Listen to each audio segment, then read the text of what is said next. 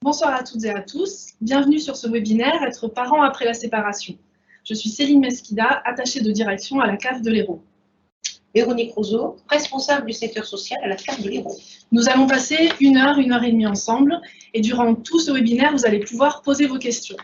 Vous avez un petit icône avec un point d'interrogation. Il vous suffit de cliquer dessus et nous répondrons à vos questions sur le fil de discussion ou directement à l'oral. Un petit rappel, cette séance n'a pas vocation à répondre aux questions individuelles relatives à votre dossier pour des raisons évidentes de confidentialité. Nous allons mobiliser tout au long de ce webinaire des compétences diverses, des compétences du travail social, des compétences juridiques, des compétences de la médiation familiale et des compétences de psychologue. Cette séance est à destination de tous les parents qui vivent ou ont vécu une séparation ou se posent la question d'une séparation. Les objectifs de cette séance: réfléchir aux différents impacts de la séparation, tant en ce qui concerne les parents que ce qui concerne les enfants. Améliorer les connaissances tant psychologiques que juridiques, et notamment l'obligation alimentaire à l'égard des enfants. Mieux connaître les services, actions et professionnels susceptibles de vous accompagner. Anticiper toutes les questions relatives au maintien des liens de l'enfant avec ses deux parents. Favoriser le maintien de l'environnement favorable au développement et à l'épanouissement des enfants et assurer une saine communication parentale. Et enfin, appréhender les enjeux de la coparentalité, autorité parentale conjointe. Merci Véronique. Je laisse la parole à Claude Pourcel et Béatrice Ricard, travailleurs sociaux au sein de la CAF de l'Hérault. Bonjour. Bonjour. Dans ce webinaire, nous déclinerons plusieurs thèmes autour de la séparation. D'abord, l'angle psychologique. Puis, nous étudierons les besoins et les réactions des enfants avec l'appui d'une psychologue. Nous verrons aussi l'intérêt de la communication entre les parents avec son corollaire qui est la médiation familiale. Nous continuerons par le côté juridique de la séparation avec l'appui d'une juge aux affaires familiales. Et nous terminerons par le service public des pensions alimentaires. Nous allons tout d'abord aborder l'aspect psychologique de la séparation.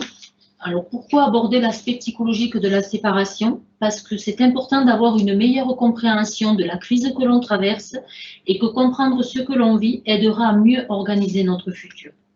Pour y répondre, on va aborder les aspects psychologiques tout d'abord du côté des parents et ensuite du côté des enfants. On parle de choc psychologique de la séparation. Pourquoi utilise-t-on le mot choc? Parce que c'est une période de crise et qu'on n'est pas dans son état normal. On est sous le choc. Parce que c'est la fin de notre relation de couple, qu'on ne comprend pas toujours ce qui nous arrive. Qu'est-ce qui me tombe dessus? Et bien souvent la question que l'on se pose. On se pose énormément de questions sans trouver les réponses. Et enfin, on est précipité dans un monde inconnu. Et ce monde inconnu, il nous fait extrêmement peur. On va traverser du coup deux périodes durant cette phase-là de la séparation, qui sont la période de la rupture et la période de la reconstruction. La période de la rupture, c'est ce que l'on appelle la déconstruction. Qu'est-ce que c'est que la déconstruction? C'est mettre un terme à sa relation affective actuelle et c'est se réorganiser pour une vie future qui va être différente. Dans ces moments-là, on est face à deux alternatives qui sont soit je choisis de démolir ma relation avec mon ex-conjoint, soit je choisis de déconstruire cette relation avec ce dernier. En voulant démolir la relation, on rentre dans un combat vis-à-vis de son ex-compagnon ou de son ex-compagne.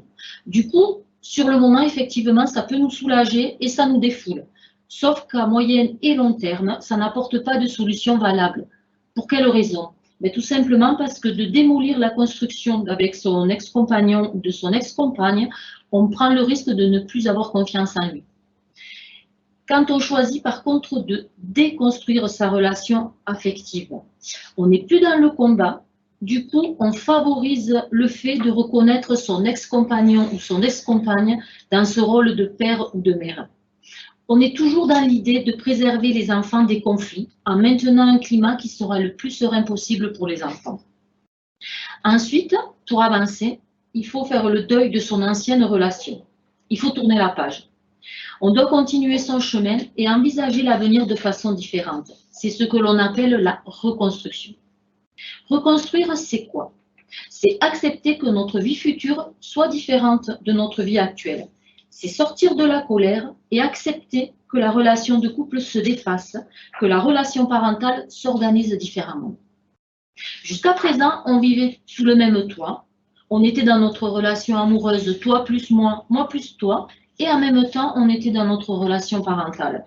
Désormais, on est chacun chez soi, donc c'est toi sans moi et moi sans toi, mais on est toujours dans cette relation parentale-là. Les Québécois, ils appellent ça l'équipe parentale. Qu'est-ce que c'est? C'est cette relation, cette nouvelle relation qui se distingue de la précédente, qui elle était basée sur le côté affectif. Il y avait un lien affectif avec son ex-compagnon. Désormais, ce lien affectif, il est rompu, mais on se tourne dans l'intérêt toujours de l'enfant. La séparation est un désordre des sentiments. C'est éprouvant. Les parents se sentent souvent coupables, quelquefois inquiets, car c'est une remise en question de son organisation de la vie de tous les jours. Qui amènera les enfants à l'école? Quel sera notre budget? Donc ce stress et cette souffrance, c'est tout à fait normal, c'est tout à fait commun. Alors comment vous pouvez essayer de traverser cette période de bouleversement? Eh bien déjà, il faut être indulgent avec soi-même, prendre du temps pour soi, aller au cinéma, discuter avec ses amis. Il faut tenir compte que de toute façon, on ne peut pas changer son ex-partenaire. Donc, essayons de prendre du recul, d'investir du pouvoir là où on peut encore, et peut-être chercher sa part de responsabilité dans cette séparation. Je voudrais aborder les situations de violence conjugale et de violence intrafamiliale. Ces séparations sont encore plus difficiles à vivre. Leur prise en charge est différente de ce que l'on propose ici. Souvent, les victimes sont isolées, n'osent pas parler. Pourtant, il est nécessaire de se protéger. Les violences peuvent être psychologiques, financières, physiques, et elles sont punies par la loi.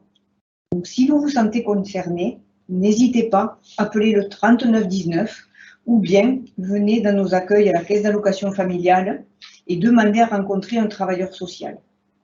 En tous les cas, si vous êtes dans cette situation, la médiation familiale n'est pas recommandée. Alors, pour conclure le côté psychologique, voilà l'essentiel à retenir par rapport à cette séparation. Donc, accepter de ne pas être à 100%, ne pas briser définitivement la communication avec son ex-partenaire. Il faudrait ou il faudra trouver sa part de responsabilité dans ce passage difficile. Aider vos enfants, bien sûr, à comprendre la situation et cette nouvelle organisation. Et enfin, reconstruire pour avancer, c'est-à-dire un nouveau défi à affronter.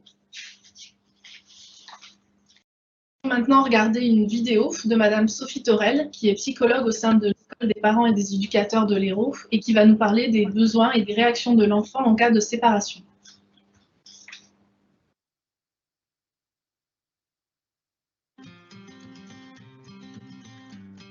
Je suis Sophie Torel, je suis psychologue à l'École des parents et des éducateurs de l'Hérault.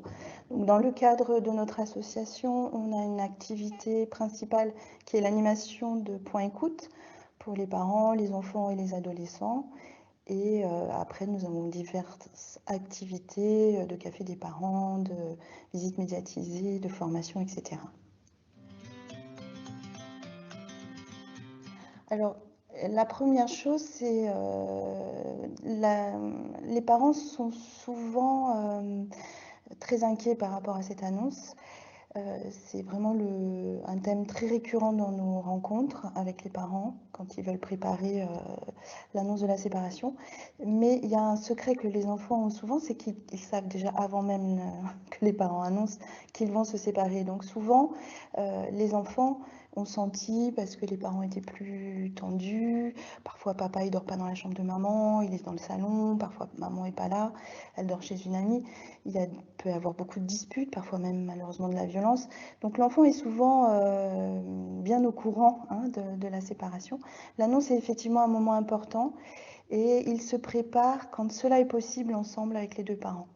Voilà, c'est pas je prépare ou j'annonce la séparation, c'est comment nous annonçons et nous préparons l'annonce ensemble, quand cela est possible, parce que malheureusement, il y a beaucoup de situations où le conflit est tellement fort que c'est pas possible.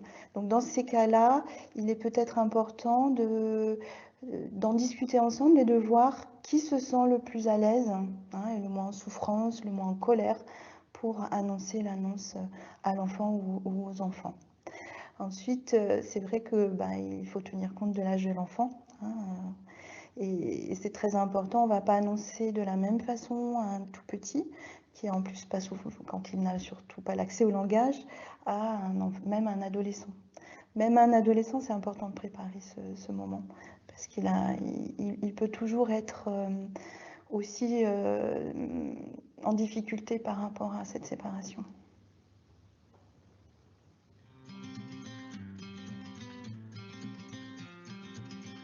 Là aussi, on peut être souvent surpris parce que l'enfant, il peut avoir différentes réactions. Ça peut aller de la colère, les pleurs, aucune réaction, ça peut aussi arriver. Et parfois aussi, c'est un petit peu comme un tremblement de terre, on a la réplique qui arrive beaucoup plus tard. Des parents qui arrivent et qui nous disent « je comprends pas, ça s'est bien passé l'annonce ». Et puis là, d'un coup, c'est l'effondrement. Quelques mois après, une fois que la réalité de la séparation est vraiment quotidienne, c'est-à-dire que papa et maman sont vraiment plus ensemble. Donc c'est beaucoup d'émotions. Je crois que c'est important aussi de laisser la place à l'émotion. C'est-à-dire que nous, en tant que parents, de se dire « bon, il faut que j'accepte qu'il y ait de la tristesse, de la colère, je vais l'accompagner. Et puis surtout, je vais aider l'enfant à lui dire et oui, ça va être difficile au début. On a souvent tendance pour aider l'enfant à minimiser tout ce qui va se passer, on va dire tu vas voir, ça va bien se passer, etc. Et on peut aussi l'accompagner en lui disant oui, je sais qu'il y a des moments ça va être difficile, tu vas peut-être être en colère, etc. Et puis il est important de venir aussi vérifier de temps en temps, quand la séparation est enfin effective, de temps en temps d'aller interroger son enfant, comment tu te sens, est-ce que c'est pas trop compliqué de passer de chez papa à chez maman, qu'est-ce qui est difficile. Voilà, c'est vraiment important de pouvoir aller de temps en temps voir comment l'enfant se sent, parce qu'il n'ose pas forcément venir vers nous, parce que il sent qu'on est un peu triste, un peu en colère, voilà. Et puis surtout, je crois que dans la séparation, c'est important de tenir compte de la temporalité de l'enfant. C'est-à-dire qu'à des moments, ça peut se réactiver à l'adolescence, c'est-à-dire qu'une séparation qui a eu lieu petit, au moment de l'adolescence, là, l'enfant va venir réinterroger sur l'origine de la séparation, comment ça s'est passé, etc. Donc c'est un accompagnement qui est vraiment au long terme.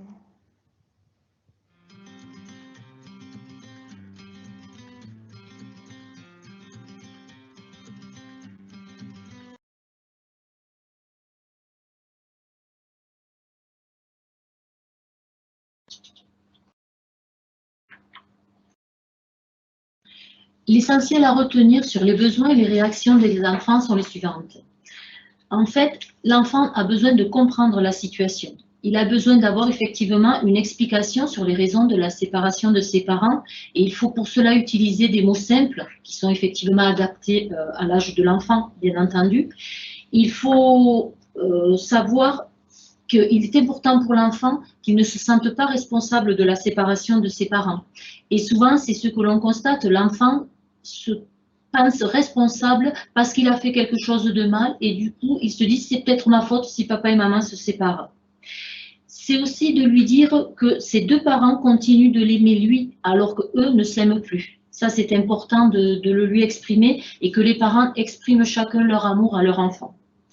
C'est également important de laisser l'enfant à l'abri des tensions relationnelles qui existent entre les parents. Bien sûr que c'est facile à dire dans l'absolu et qu'il est plus difficile à mettre en œuvre, mais autant que faire se peut, il faut préserver au maximum l'enfant des tensions que l'on a avec son ex-compagnon. Et l'enfant, c'est important pour lui également de constater que ses deux parents communiquent à son sujet. Tout cela, c'est primordial et il est primordial aussi, surtout, de laisser à l'enfant sa place d'enfant. Et tout comme l'adulte, eh bien, il faut lui laisser le temps à lui aussi de s'adapter à cette nouvelle vie et à cette nouvelle situation. Alors, maintenir une communication entre les parents, effectivement, c'est essentiel et c'est précieux. Ça, c'est ce que l'on peut exprimer le plus souvent aux parents qu'il est difficile de mettre en œuvre, puisqu'effectivement, si le couple se sépare, c'est qu'il y a des tensions entre eux et qu'il y a une mésentente. Mais effectivement, il faut toujours garder à l'esprit que la communication entre les parents, c'est dans le but de préserver au maximum l'enfant de ce conflit qu'il y a entre eux. La communication, c'est quelque chose d'incontournable pour les parents qui veulent continuer d'assumer cette parentalité. Et cette communication qui effectivement est facile en temps de paix, et bien dans cette période de tension et de conflit, on comprend bien qu'elle est bien plus compliquée à mettre en œuvre.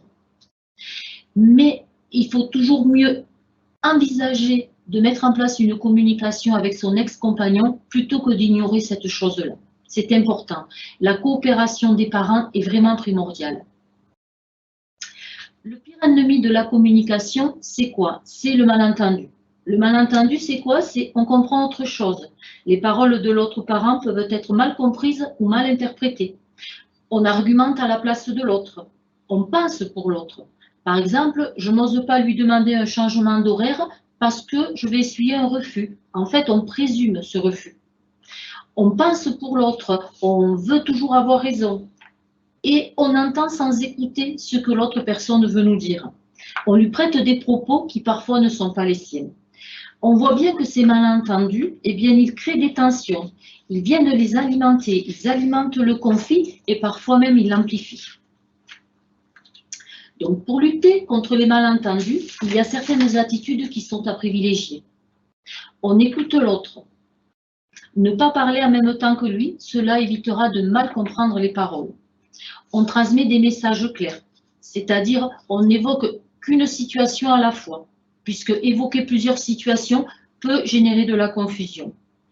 On accepte également que le point de vue de l'autre parent soit complètement différent du sien.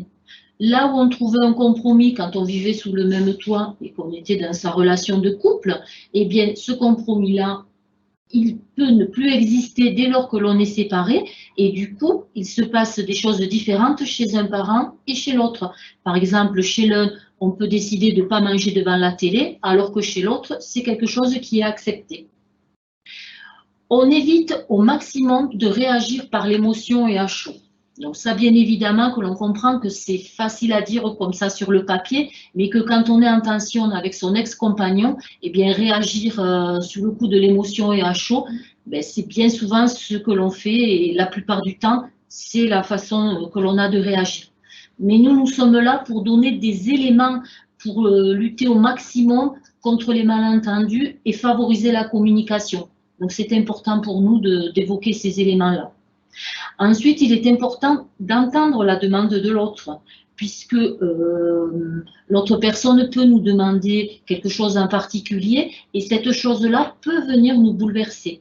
Donc forcément, on va réagir par rapport à cette demande-là et essayer de demander à y réfléchir et de prendre un petit temps de recul. Bien souvent, ça permet que la colère ne soit pas là et que la dispute n'éclate pas entre le couple. Alors voilà, nous savons bien que même si on adhère à ce qui vient d'être évoqué là, on sait très bien que dans la réalité, c'est quand même beaucoup plus difficile à mettre en œuvre. Alors les parents, en fait, qui se séparent, l'essentiel à retenir, c'est qu'il faut réorganiser le modèle de la coparentalité. Et ce modèle-là, on le réorganise afin de reconstruire une relation parentale. Pour reconstruire cette relation parentale, il est essentiel de reconnaître que l'autre parent fait de son mieux dans l'intérêt de l'enfant ou des enfants. Il faut éviter de croire systématiquement que l'autre parent agit ou réagit pour venir nous embêter nous-mêmes. Il faut se dire, autant que faire se peut, que l'autre parent réagit toujours dans l'intérêt de son enfant. Il faut accorder de l'attention à cette relation parentale en respectant la façon d'agir de l'autre parent. Il est important de se consulter également et de s'informer réciproquement sur les questions qui impactent l'avenir de son enfant ou de ses enfants, comme par exemple les questions sur la santé, sur la scolarité. Il est important que l'enfant bénéficie d'un message clair de la part de ses deux parents. Il faut en fait transformer sa relation de couple conjugale parentale en équipe parentale. Il est important pour cela que chaque parent entretienne l'image la plus positive possible de l'autre parent auprès de l'enfant. Éviter, autant que faire se peut, de targuer l'autre parent de tous les petits noms d'oiseaux, parce que bien souvent, effectivement, on est en colère contre l'autre parent, on lui en veut, donc on a envie de dire des méchancetés sur lui, et ces méchancetés, bien souvent, on les dit devant l'enfant, et ça vient blesser l'enfant, parce que l'enfant, lui, il aime ses deux parents, et c'est compliqué pour lui d'entendre ce type de paroles-là. Ensuite, il faut laisser l'enfant librement exprimer l'amour qu'il a pour ses deux parents. Parce que l'enfant, lui, il aime ses deux parents. Les deux parents ne s'aiment plus. Mais l'enfant, lui, il aime ses deux parents. Et il a le droit de les aimer et il a le droit de le dire. Et de le dire à chacun de ses parents sans avoir l'impression de venir le blesser. Quand les ex-conjoints collaborent entre eux, eh bien, on se rend compte que les enfants, du coup, ne prennent ni parti ni pour l'un ni pour l'autre et que pour eux, ça facilite le fait de traverser également cette séparation. Merci. Nous pouvons maintenant répondre à vos questions. S'il y a des questions à poser, je vois qu'il n'y en a pas. Peut-être elles ont déjà été prises à l'écrit. S'il n'y a pas d'autres questions, je vais laisser la parole, et je vous remercie.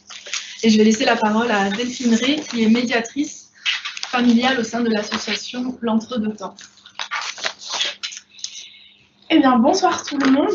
Donc effectivement, je suis Delphine Ray, médiatrice familiale, et je vais un peu vous parler de ce que je fais et de comment je travaille. Alors effectivement, vous venez de voir là, pendant un instant, comment ça se passe la séparation, et que effectivement, vous pouvez être face à différentes difficultés, différentes situations, et que être parent après les séparations, c'est compliqué. Et que l'objectif, le principe, ça serait effectivement que, on fasse équipe, comme on vous le disait juste avant, qu'on arrive à se parler, qu'on arrive à s'organiser pour les enfants, que l'on arrive à prendre du temps pour se mettre d'accord sur le bien-être des enfants, sur ce qui va se passer, l'organisation, telle que le droit d'hébergement, éventuellement une pension alimentaire. Sauf que ça, c'est pas facile. Et qu'effectivement, on vous l'a dit, ça peut être compliqué, parce que notamment, au moment de la séparation, on en veut à l'autre. Et on n'arrive plus à lui parler, on n'arrive pas à le regarder, on n'arrive pas à se mettre d'accord. Ne serait-ce que quand l'autre est là, c'est compliqué. Ou on se met en colère quand l'autre est là. Et donc, la réaction, ça va être effectivement plutôt les émotions. On se dispute tout le temps à propos des enfants, sur ce qu'ils veulent faire, leurs activités, les choix que l'on veut faire. Et chacun n'est pas d'accord. Ou on n'est pas d'accord sur la répartition financière. Qui participe à quoi? Pourquoi les deux parents devraient participer? Qui fait quoi, participe à quoi et paye quoi? Donc, effectivement, malgré le principe, malgré les objectifs qu'on se fixe quand on est parent et quand on est parent et après quand on se sépare, c'est pas toujours facile quand même de le respecter. Du coup, il y a plusieurs possibilités quand on est parent et que on s'entend plutôt bien, on a la possibilité, et c'est plutôt le principe, d'arriver à se parler, de prendre le temps effectivement de discuter. Et puis on a d'autres possibilités.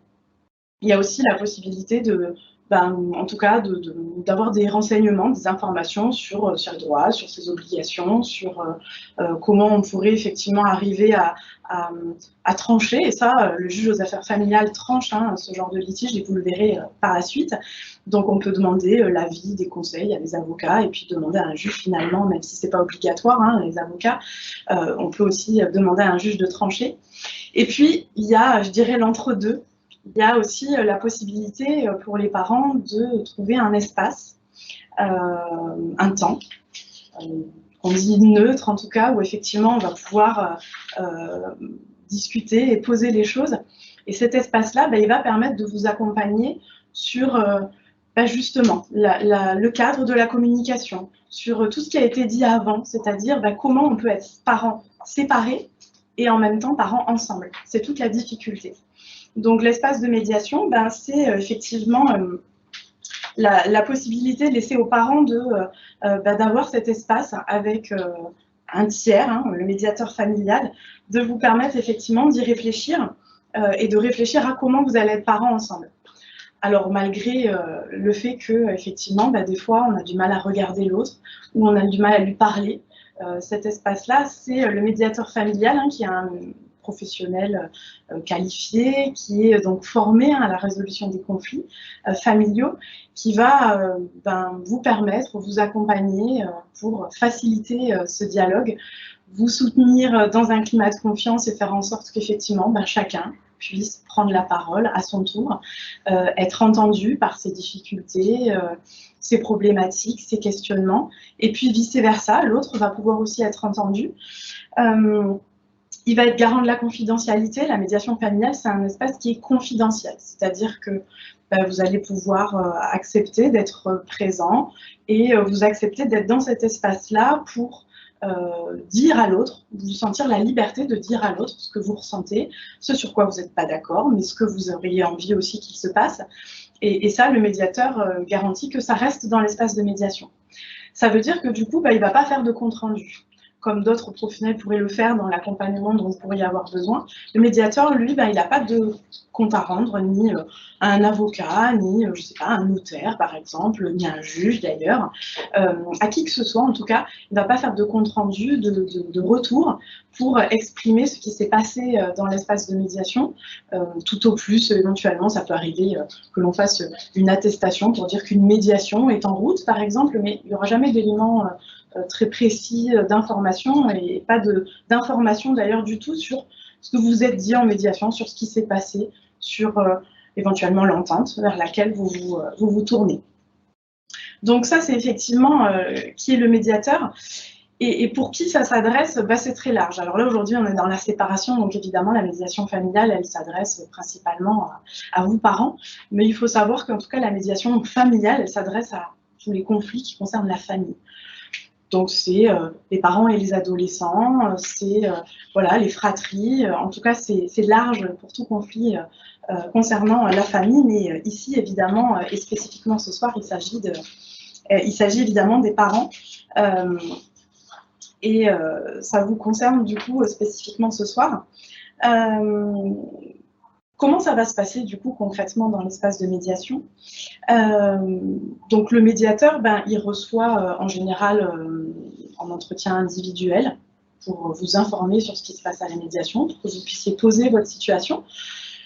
Les deux parents ne sont pas obligés de faire tout de suite une démarche de médiation. De toute façon, c'est une démarche volontaire avant tout. Ça peut être un parent qui se dit « Tiens, je vois que j'ai du mal à communiquer avec l'autre, on ne se parle pas, on a du mal à se parler. Quand on se parle, c'est conflictuel. On n'arrive pas à s'entendre, on n'arrive même pas à prendre 3 minutes pour se parler. Donc, j'aimerais faire une démarche, sans que l'autre, forcément… soit d'accord sur le moment ou que même vous en ayez parlé avec l'autre d'ailleurs. Donc, vous faites la démarche vers un médiateur et effectivement, vous êtes reçu en entretien d'information, ce qu'on appelle individuel la plupart du temps.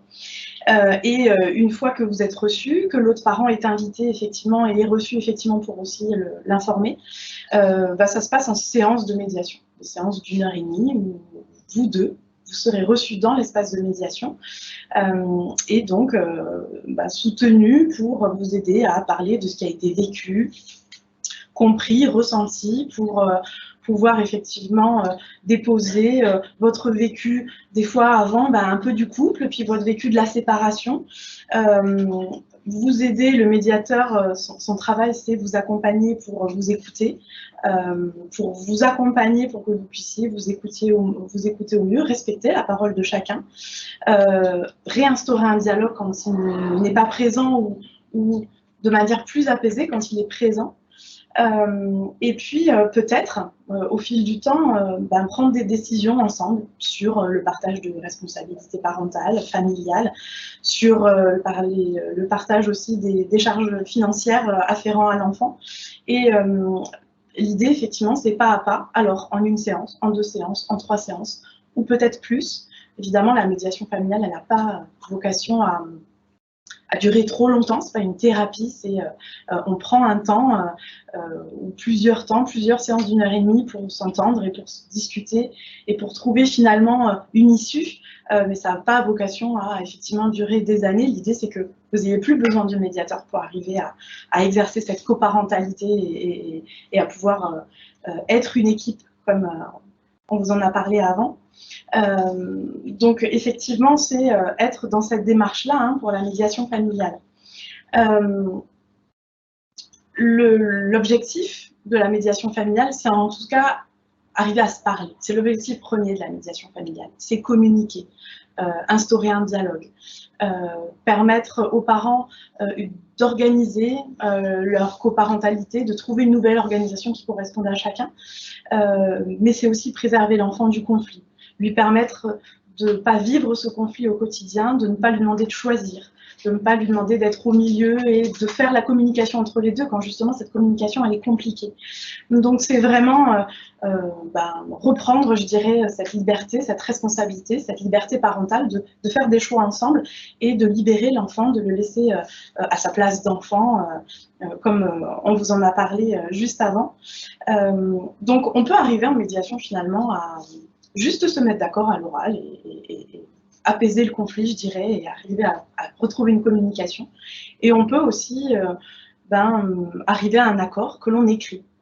De plus en plus, hein, la médiation familiale, en tout cas le médiateur dans cet espace-là, peut, à l'issue de la médiation, vous accompagner à mettre par écrit vos accords. Alors c'est un peu formel les accords, mais ce qu'on va appeler entente en tout cas. Vous êtes parlé, vous avez pris le temps de parler, vous avez pris le temps de poser une organisation, de vous mettre d'accord sur la contribution à l'entretien et l'éducation de l'enfant. Et vous souhaitez le mettre par écrit, ce qu'on appelle rédiger une convention parentale, et voire même sur certains tribunaux, ça va être possible de l'homologuer, de le faire valider par un juge, et vous aurez du coup une convention parentale qui sera en plus, qui aura une valeur juridique. Voilà, mais en tout cas, l'objectif étant de formaliser, de concrétiser ce que vous avez mis à l'oral, mais ce n'est pas un objectif à atteindre en soi, c'est d'abord de se parler et de s'entendre. Et donc, le médiateur, il vous accompagne avant tout dans cet objectif de dialogue. Voilà, écoutez, je pense que c'est la fin. Oui, merci beaucoup. Je vois qu'il n'y a pas de questions qui sont posées. N'hésitez pas, c'est le moment de poser vos questions s'il y en a. Je laisse un peu de temps, mais il n'y a pas de questions, peut-être plus tard. Ouais.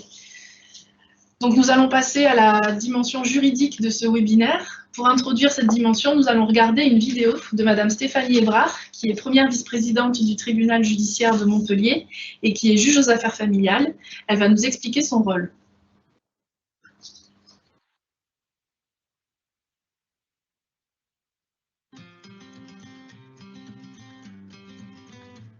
Je me présente, donc Stéphanie Hébrard, je suis juge aux affaires familiales au tribunal judiciaire de Montpellier.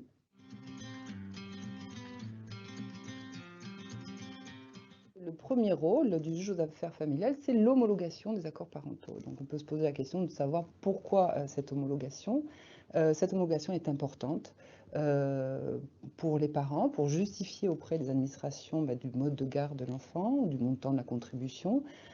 Et puis également, c'est une garantie puisque cet accord prend force exécutoire et en cas de désaccord ultérieur, eh bien, les parents pourront se référer à ce jugement comme devant s'appliquer et mettant fin à leur désaccord, sans préjudice bien sûr de leur possibilité de saisir à nouveau le juge aux affaires familiales pour une modification, faire juger une modification s'ils n'arrivaient pas à se mettre d'accord.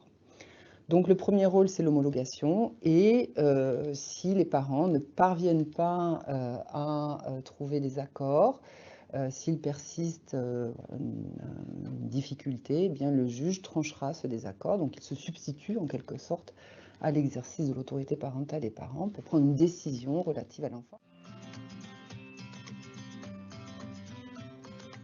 Il est utile de préciser que même lorsque les parents ont un jugement d'homologation d'un précédent accord ou un jugement contentieux, ces décisions judiciaires ne s'appliquent toujours que sauf meilleur accord entre eux.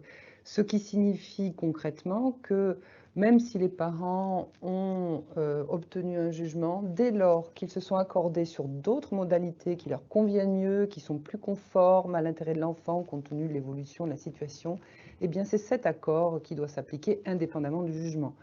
Ils ont la possibilité ultérieurement de solliciter un autre jugement d'homologation de leur nouvel accord pour toujours dans l'idée d'avoir à en justifier auprès de tiers.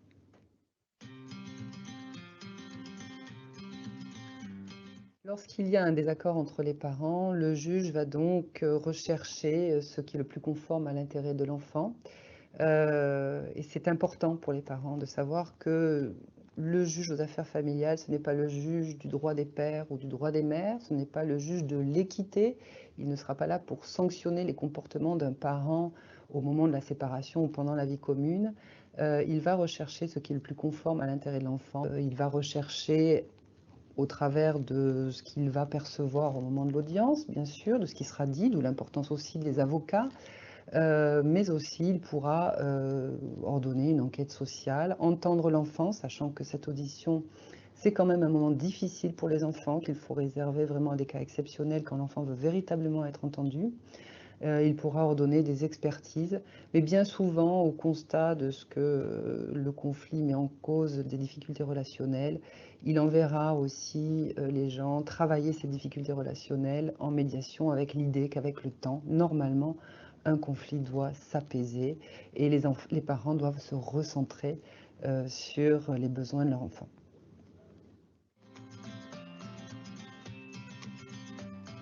Lorsque le juge prendra sa décision, il va se référer à l'intérêt de l'enfant. C'est important pour les parents de savoir que l'autorité parentale, c'est un ensemble de droits, mais surtout de devoirs qui ont pour finalité l'intérêt de l'enfant. Le premier des devoirs, c'est de continuer à prendre ensemble les décisions relatives à la vie de l'enfant, en tout cas les décisions les plus importantes. Donc c'est un devoir de collaboration dans l'éducation, la prise en charge de l'enfant au quotidien. Ce premier devoir, il est extrêmement important. Le juge aux affaires familiales aura une attention particulière et c'est pourquoi il va orienter bien souvent les parents vers un médiateur avant même sa saisine. Le second devoir, c'est de maintenir des liens avec l'enfant et de respecter les liens de celui-ci avec l'autre parent. C'est très important pour l'enfant de ne pas être soumis à un conflit parental. Et le troisième devoir, c'est l'obligation de contribuer à l'entretien et l'éducation des enfants. Donc lorsque les parents respectent ces trois devoirs, au besoin avec l'aide d'un médiateur, parce que lorsqu'on se sépare, parfois c'est difficile, on peut être pris dans des sentiments d'hostilité, de ressentiment, mais les parents ont le devoir de mettre ce conflit de côté, de préserver l'enfant, de bien respecter ces trois obligations qui sont conformes à l'intérêt de l'enfant pour donc ne pas le soumettre aux effets destructeurs du conflit. Quand ces trois devoirs sont respectés, on peut dire qu'une séparation est bien réussie.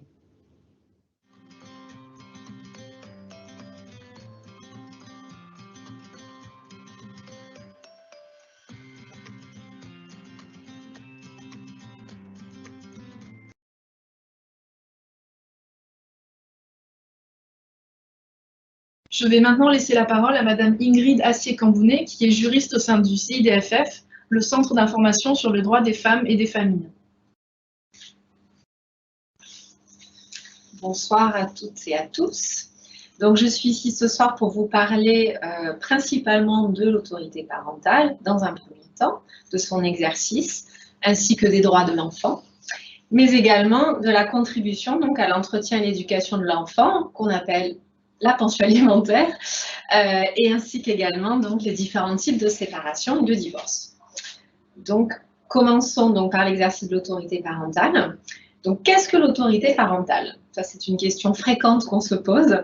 C'est un ensemble, effectivement, de droits, de devoirs qu'on exerce en principe conjointement entre parents et qui a pour finalité donc l'intérêt de l'enfant. Alors, je dis bien en principe parce que cette autorité parentale, elle dépend de quoi? Elle dépend de la reconnaissance tout simplement de l'enfant. Avant les 1 an de l'enfant, si effectivement l'enfant était reconnu par ses deux parents, l'autorité parentale sera exercée donc conjointement, ce qui est le principe de droit. Si l'enfant était reconnu après ses 1 an, l'autorité parentale sera exercée exclusivement par sa maman, puisque les femmes ont cette chance de ne pas avoir à reconnaître un enfant, puisque la reconnaissance se fait automatiquement dans la déclaration de naissance. Donc cette autorité parentale, elle a beaucoup d'importance, c'est-à-dire l'intérêt de l'enfant, et je dirais même l'intérêt supérieur de l'enfant. Elle appartient donc aux parents jusqu'à la majorité de l'enfant ou son émancipation. Il faut savoir que l'émancipation est jusqu'à 16 ans révolus de l'enfant. Et son but, c'est de protéger l'enfant dans sa santé, sa sécurité, sa moralité et assurer son éducation et permettre son développement dans le respect dû à sa personne. Alors, ce respect va impliquer un devoir de respect mutuel entre les parents. Chacun doit forcément accomplir les efforts nécessaires pour respecter la place de l'autre et maintenir un nécessaire dialogue. C'est là que la médiation peut aider à ce niveau-là, donc entre eux. Toutes les décisions et les actes doivent être pris, comme je le disais tout à l'heure, dans l'intérêt de l'enfant. Et ce n'est pas nécessairement, d'ailleurs, l'intérêt de l'enfant, celui des parents. Voilà. La séparation des parents est sans incidence sur cet exercice de l'autorité parentale. Slide suivante, merci. Donc, l'exercice de l'autorité parentale et les droits de l'enfant.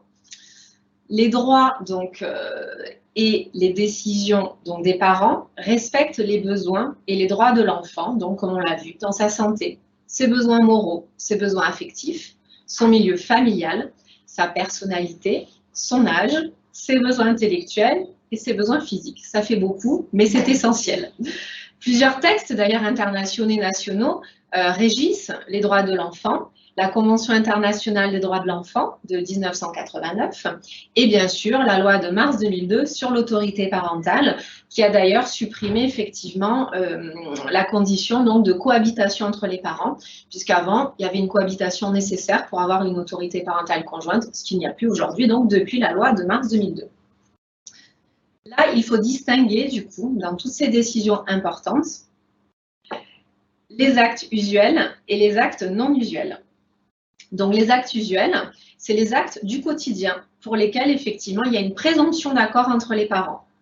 Et on va dire que les parents vont être considérés comme de bonne foi à l'égard des tiers. Et il permet, en fait, à chacun des parents de prendre justement les décisions dans la vie quotidienne de l'enfant. Et ce sont toutes les décisions qui n'engagent pas justement l'avenir de votre enfant et qui ne portent pas atteinte à son intégrité physique. Donc, l'information est nécessaire, donc l'information de l'autre parent est nécessaire, j'ai envie de dire, il y a même une obligation effectivement d'information. Ensuite, vous avez la distinction avec tout ce qui est acte non usuel, où là, il faut l'accord express donc des deux parents. C'est 5 grands domaines, tout ce qui est intervention médicale, tout ce qui est scolarité, tout ce qui est orientation professionnelle, tout ce qui est religion et pratique de sport dangereux. On va faire la slide suivante. L'exercice de l'autorité parentale, de cet exercice découle la résidence de l'enfant et le droit de visite et d'hébergement quand effectivement on se sépare. Donc la résidence de l'enfant, en fait, c'est déterminer justement où l'enfant et avec qui l'enfant donc va habiter en cas de séparation. Il y a différents types, effectivement, de résidence de l'enfant. Il y a ce qu'on appelle la résidence habituelle, effectivement, dans un des 2 domiciles des parents, ou il y a ce qu'on appelle la résidence en alternance. Donc là, ce sont 2 modes de résidence qui sont possibles. Le parent qui ne va pas avoir la résidence de l'enfant va exercer ce qu'on appelle un droit de visite et d'hébergement. Ce droit de visite, j'insiste, c'est un droit. Ce n'est pas une obligation, contrairement, on le verra tout à l'heure, à la contribution à l'entretien et l'éducation de l'enfant. C'est-à-dire qu'effectivement, comme un droit, on n'est pas obligé de l'exercer. Et ce n'est pas forcément dans l'intérêt de l'enfant, mais hélas, on trouve des situations où la plupart du temps, l'autre parent n'exerce pas son droit. Du coup, concernant cette résidence, on peut forcément discuter ensemble de sa détermination, notamment à l'occasion de la médiation familiale pour se mettre d'accord et trouver des accords parentaux par rapport à ça. Et ces accords parentaux, comme vous a dit ma collègue tout à l'heure, peuvent être homologués même par un juge, ce qui fait que cet accord parental aura ce qu'on appelle une force exécutoire au même titre que n'importe quel jugement. Par contre, quand on ne trouve pas d'accord sur effectivement la résidence, le droit de visite et d'hébergement ainsi que la contribution à l'entretien et l'éducation de l'enfant, c'est là qu'on peut recourir au juge des affaires familiales et la représentation d'avocat donc n'est pas obligatoire. Slide suivante. Donc, la contribution à l'entretien et l'éducation de l'enfant, c'est ce que je vous disais, ce qu'on appelle la pension alimentaire. L'article, donc, c'est l'article 373-2, encore -2 du Code civil, qui vous dit que la contribution à l'entretien et l'éducation de l'enfant prend la forme d'une pension alimentaire. Et chacun des parents va y contribuer en proportion effectivement de ses ressources, mais également en fonction tout simplement des besoins de l'enfant. Cette pension alimentaire, elle n'est pas forcément, en fait, elle ne prend pas forcément la forme d'une somme d'argent. Ça peut être également la prise en charge directe de certains frais, mais ça peut être également le versement, par exemple, ça peut être également, l'abandon d'un usufruit, c'est-à-dire la jouissance d'un bien. Voilà, c'est pas forcément une somme d'argent. C'est vrai que la plupart du temps, dans les jugements, le juge va mettre en place quand même le versement d'une somme d'argent. La contribution donc à cet entretien et cette éducation, son objectif, c'est de maintenir en fait l'enfant dans un niveau de vie proche de celui qui était le sien avant la séparation.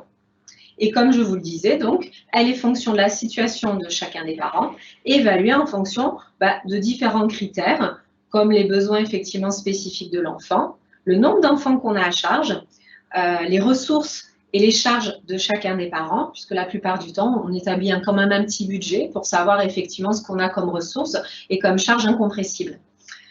Ainsi, effectivement, que la répartition des temps de vie de l'enfant chez chacun des deux parents. À ce titre, il existe un barème qui est un barème indicatif que vous trouverez sur le site effectivement du ministère de la Justice. Donc, j'insiste, c'est bien quelque chose d'indicatif. C'est pour vous donner un ordre d'idée, notamment quand on fait de la médiation familiale, on peut aussi s'y référer pour ouvrir la discussion.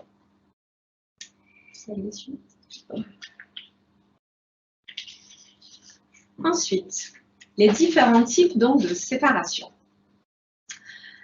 Alors, ce qui va être fondamental, c'est de distinguer effectivement si vous êtes un couple marié ou un couple non marié, ce qu'on appelle aussi l'union libre.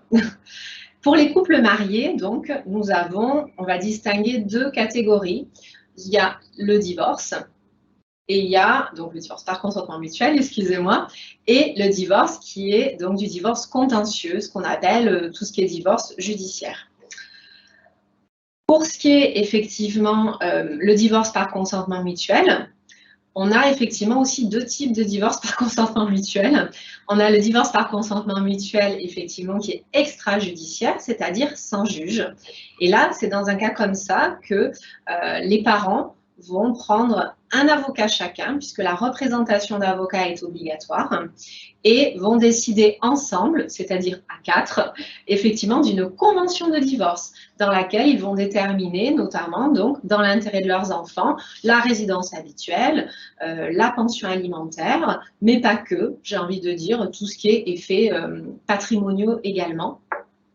Et une fois qu'ils sont mis d'accord sur cet ensemble, cette convention de divorce va être homologuée par un notaire. On a un certain délai pour ça, mais du coup, on ne passe pas par un juge. Donc, c'est ce qu'on appelle plus communément le divorce, donc par acte notarié. Voilà. Dans les cas de divorce, donc, par consentement mutuel, vous avez aussi le consentement mutuel judiciaire, qui reste du consentement mutuel, mais pour lequel, là, les parents, les époux, ont la possibilité de prendre un seul avocat, donc, pour les deux, et vont se mettre effectivement aussi d'accord sur leur séparation, les effets de la séparation, comme je dis, les enfants, mais aussi tout ce qui est extra-patrimonial. Voilà. Sauf que là, cette convention va être soumise effectivement à l'homologation du juge des affaires familiales. Voilà. Enfin, pour les divorces judiciaires, là, vous serez forcément obligé de passer par un avocat. La représentation est obligatoire, avec un avocat chacun. Et il y a eu une grosse réforme qui est rentrée en application le 1er janvier de cette année et qui, effectivement, fait que ce divorce judiciaire est une procédure écrite. C'est pour ça que, donc, la représentation d'avocat est obligatoire dès le départ et que l'ordonnance de non-conciliation n'existe plus désormais. Il va s'agir donc d'une audience d'orientation et de mesures provisoires. Voilà. Mais si vous avez des questions, vous me les poserez par la suite. Concernant enfin les couples non mariés, ce qu'on appelle la rupture de l'union libre ou même la rupture de Pacs, quand effectivement les couples donc, qui se séparent ont des enfants, c'est là qu'on va recourir effectivement, qu'on peut recourir, c'est une possibilité, pas une obligation, au juge des affaires familiales, mais également donc à la médiation familiale pour avoir un accord, donc homologué ou pas homologué, ça après c'est au choix, mais qui permettra effectivement d'avoir, je vais dire, un cadre pour vous organiser donc pour la vie de vos enfants et pour votre propre vie, j'ai envie de dire. Voilà. Donc les différents types de séparation, c'est un petit peu ce que je vous ai dit pour résumer. Donc le consentement mutuel notarié avec l'assistance des 2 avocats, pas de passage devant le juge, pas de recours donc possible en cas d'appel. Le divorce par consentement mutuel judiciaire, effectivement, c'est ce qu'on appelle un peu plus communément, effectivement, les divorces de type contentieux. Alors, je ne vous les ai pas cités, mais effectivement, c'est tout ce qui est, alors, divorce pour faute, divorce pour rupture de la vie conjugale depuis 1 an, et le divorce pour acceptation du principe de la rupture, notamment du mariage. Passe à vos questions. Merci. Alors, nous avons une question, je vais vous la lire. Donc, nous avons choisi de divorcer à l'amiable avec un cabinet d'avocats via Internet. Oui. Et nous avons rédigé une convention avec une médiatrice familiale.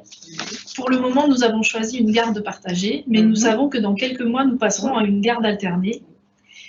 Le divorce sera prononcé avant cette modification. Comment, du coup, la rendre valide au moment opportun? Alors, bon, ça, on peut tout.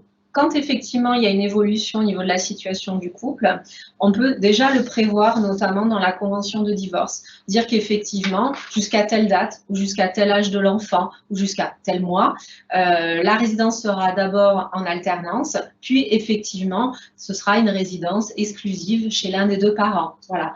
Normalement, on peut le prévoir en amont, on peut anticiper les choses.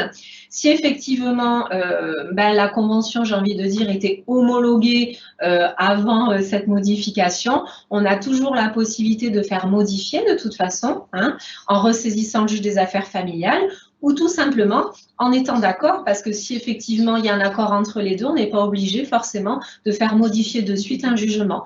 En fait, ce qu'il faut savoir, c'est que l'accord des parents déroge toujours à ce qui est décidé au niveau d'une décision de justice, c'est-à-dire que quand les 2 parents sont d'accord, même si la décision de justice dit quelque chose, on peut déjà appliquer l'accord des 2 parents. Voilà.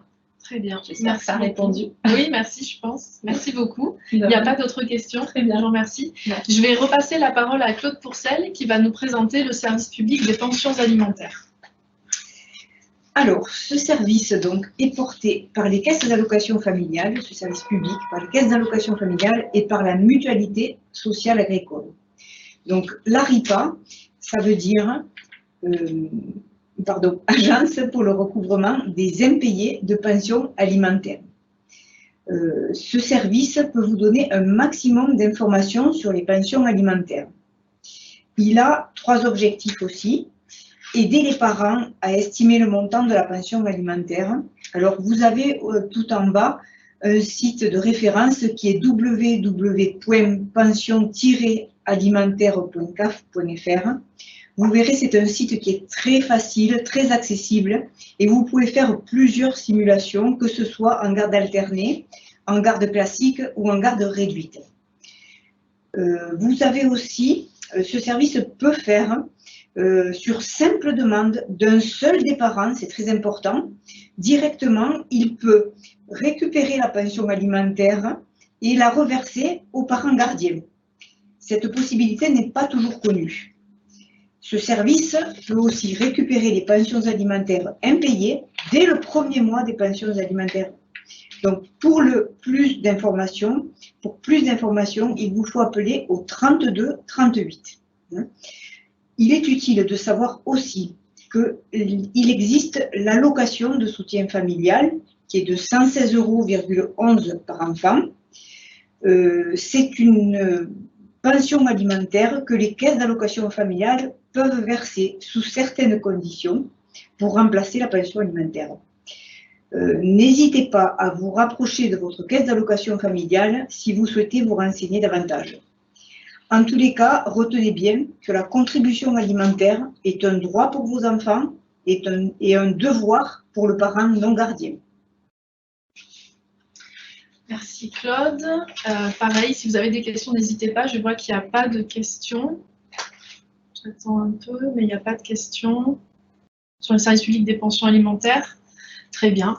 Donc pour conclure ce webinaire, on va vous partager sur le fil de discussion un document avec des ressources utiles sur le département qui précise la liste des maisons de la justice et du droit, la liste des partenaires de la médiation familiale, le site internet et le numéro de téléphone pour la pension alimentaire, le site des CAF monenfant.fr, le site internet de Parentalité 34, donc des sites internet sur lesquels vous pourrez trouver des ressources utiles sur la parentalité.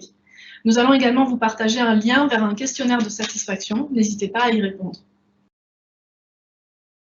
À conclure en remerciant les différents partenaires, donc le tribunal judiciaire de Montpellier, l'association L'École des parents et des éducateurs de l'Hérault, l'association L'Entre-deux-temps, le centre d'information sur le droit des femmes et des familles, et bien sûr à remercier toutes les équipes de la CAF qui se sont mobilisées pour réaliser ce webinaire. Bonsoir à tous. Bonsoir.